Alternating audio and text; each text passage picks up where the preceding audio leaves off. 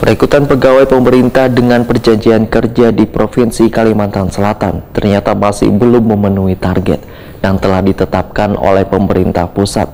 Dinas Pendidikan dan Kebudayaan Kalimantan Selatan pun nantinya akan kembali membuka penerimaan tahap ketiga yang rencananya akan dilaksanakan pada Maret 2022.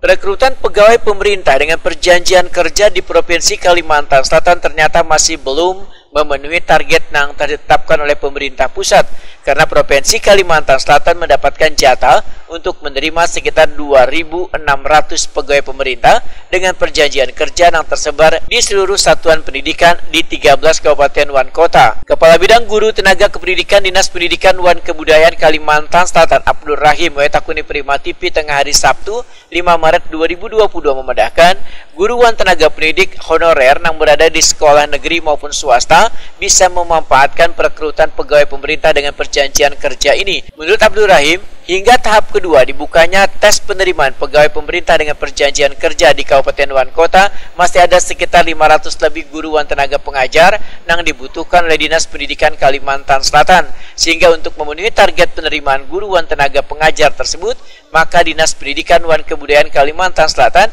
akan melakukan koordinasi dengan Dinas Pendidikan tingkat kabupaten dan kota untuk kembali membuka penerimaan tahap ketiga yang rencananya akan dilaksanakan pada Maret 2022.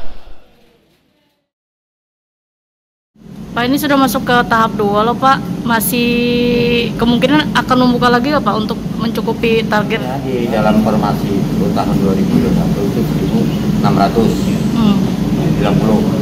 Nah, di tahap pertama dan tahap kedua itu sudah hampir 1.000 lebih. Nah, jadi sisanya sekitar 500-an lebih. Nah, tahap ketiga itu kita menunggu dari pusat, yang jelas itu dari Menpan dan BKN.